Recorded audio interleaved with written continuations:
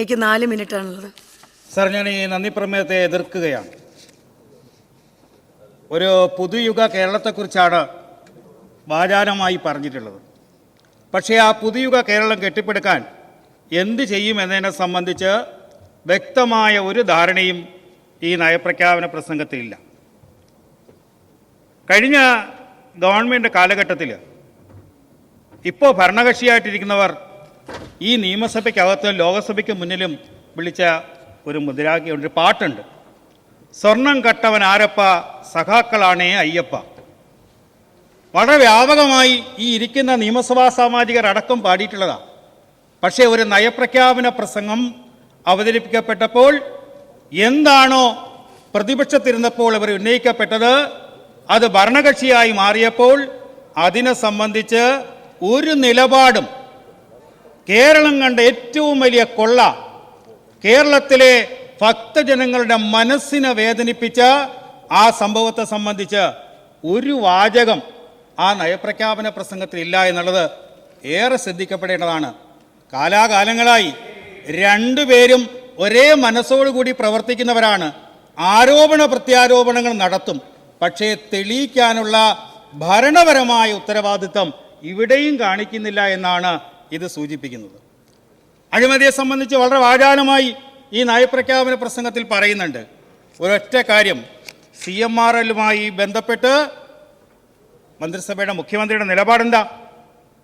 അദ്ദേഹത്തെക്കുറിച്ച് ഒരു പരസ്യവാചകമുണ്ട്, ഒരുപാട് ഫ്ലെക്സ് സ്ഥാപിച്ചിട്ടുണ്ട്. നിലപാടുകളുടെ രാജകുമാരൻ. ഞങ്ങളെ സംബന്ധിച്ചിടത്തോളം കേരളത്തിൻ്റെ മുഖ്യമന്ത്രി അങ്ങനെ തന്നെയാകണം, നിലപാടുകളുടെ രാജകുമാരൻ. ശബരിമല വിഷയത്തിൽ നിലപാടുകളുടെ രാജകുമാരനാകണം. CMR വിഷയത്തിൽ നിലപാടുകളുടെ രാജകുമാരനാകണം. കേരളത്തിലെ ഒരു രാജ്യസഭാ അംഗം ഇപ്പോൾ ഈ വിവാദ വിഷയം വന്നപ്പോൾ ED റെയ്ഡുമായി ബന്ധപ്പെട്ട് പറഞ്ഞപ്പോൾ ഒരു രാജ്യസഭാ അംഗം പറഞ്ഞത് 15 വർഷക്കാലമായി CMRL 182 കോടി രൂപയുടെ ഇടപാട് നടത്തിയിട്ടുണ്ട്. ആ ഡയറിയിൽ ആരുടെയൊക്കെ പേരുണ്ട്, ആ പേരൊക്കെ അന്വേഷിക്കണമെന്ന് പറഞ്ഞിട്ടുണ്ട്. നിലപാടുകളുടെ രാജകുമാരൻ, അത് സംബന്ധിച്ച് അദ്ദേഹത്തിൻ്റെ നിലപാട് വ്യക്തമാക്കുന്നത് വളരെ നല്ലതായിരിക്കും. അങ്ങനെയാണെങ്കിൽ അത് ഈ കേരളത്തിന് അഴിമതിയെ സംബന്ധിച്ച് നടത്തിയ ആ പ്രസ്താവന ഒരു നല്ല പ്രസ്താവനയായി മാറും. മറ്റൊന്ന്, നയപ്രഖ്യാപന പ്രസംഗത്തിൻ്റെ തുടക്കത്തിൽ ഭാരതത്തിൻ്റെ പ്രഥമ പ്രധാനമന്ത്രി പറഞ്ഞ ഒരു വാചകം അദ്ദേഹം ഉദ്ധരിച്ചിട്ടുണ്ട്. ഒറ്റയ്ക്ക് പ്രവർത്തിക്കുന്നതിനേക്കാൾ ഒരുമിച്ച് പ്രവർത്തിക്കുന്നതാണ് നല്ലത്. എന്തോ ഒരു സംശയം, കേരളത്തിലെ 3 പേര് മുഖ്യമന്ത്രിയാകണം എന്ന രീതിയിൽ ചില വാശിയൊക്കെ നടന്നിട്ടുണ്ട്.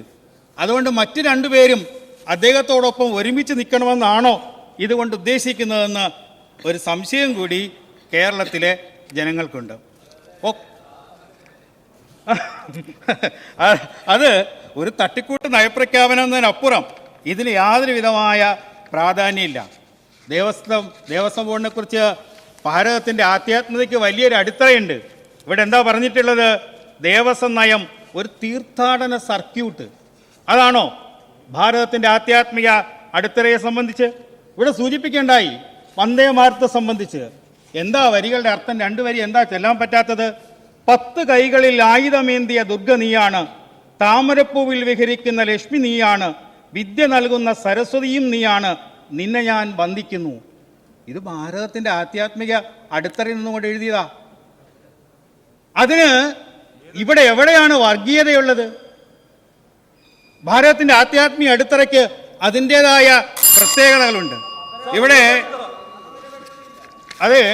അതുപോലെ തന്നെ സാമൂഹ്യ നീതിയോടുകൂടിയ സാമ്പത്തിക വളർച്ച, നീതിപൂർവമല്ലാത്ത വികസനം അസമത്വം സൃഷ്ടിക്കും എന്നൊക്കെ ഇത് നയപ്രഖ്യാപന പ്രസംഗത്തിൽ പറയുന്നുണ്ട്. സ്കൂൾ പ്രവേശനോത്സവം കഴിഞ്ഞ് ഒരു 8ാം ക്ലാസ് വിദ്യാർത്ഥി വീട്ടിൽ ചെന്ന് അമ്മയോട് ചോദിക്കുക, അമ്മ 63 ആണോ വലുത്, 22 ആണോ വലുത്? ഒരു സംശയം. നിലപാടുകളുടെ രാജകുമാരനായ ബഹുമാനായ മുഖ്യമന്ത്രി കേരളത്തിൻ്റെ പൊതുസമൂഹത്തിൻ്റെ മുന്നിൽ ഇതിലേതാണ് വലുത് എന്ന് തെളിയിക്കപ്പെടേണ്ട ദിവസങ്ങളാണ് നമ്മുടെ മുന്നിൽ വരുന്നത്. ഇവിടെ ഇപ്പോൾ ആരാധനായ ഭാരതത്തിൻ്റെ പ്രധാനമന്ത്രി അദ്ദേഹം ചില പദ്ധതികൾ പ്രഖ്യാപിച്ചപ്പോൾ പറഞ്ഞു, ഇത് മോഡിയുടെ ഗ്യാരണ്ടിയാണ്. ഇപ്പോൾ കേരളത്തിലെ നയപ്രഖ്യാപന പ്രസംഗത്തിലും ചില ഗ്യാരണ്ടികൾ പറയുന്നത് നല്ലത് തന്നെയാണ്. കേന്ദ്രാവിഷ്കൃത പദ്ധതികൾ സമയബന്ധിതമായി നടപ്പിലാക്കുന്നത് നല്ലത് തന്നെയാണ്. ആയുഷ്മാൻ ഭാരത് 5 ലക്ഷം രൂപയുടെ ഇൻഷുറൻസ് പദ്ധതിയാണ്. ഇപ്പോൾ അത് പുതിയ മുൻ മുഖ്യമന്ത്രിയുടെ പേര് പറഞ്ഞ് മറ്റൊരു തുക ഉയർത്തിക്കൊണ്ട് പറയുന്നു. ഇവിടെ യുവാക്കൾക്ക് മുദ്രാ ലോൺ പ്രകാരം 6 ലക്ഷം രൂപ വരെ ഈടില്ലാതെ വായ്പ നൽകുന്നുണ്ട്. അപ്പോഴാണ് യുവാക്കളെ വഞ്ചിക്കാൻ 5 ലക്ഷം രൂപ ഇവിടെ വായ്പ കൊടുക്കും എന്നതടക്കം ഏത് കാര്യം നോക്കിയാലും ഇവർക്ക് ഒറ്റ അജണ്ടയുള്ളൂ. ബഹുമാനപ്പെട്ട അംഗം പ്ലീസ് കൺക്ലൂഡ്. അതുകൊണ്ട് തന്നെ സമയം പാലിക്കണം. Please conclude. പ്രായോഗിക തലത്തിൽ യാതൊരു ബന്ധവുമില്ലാത്ത ഈ നയപ്രഖ്യാപനത്തെ എതിർക്കുന്നു.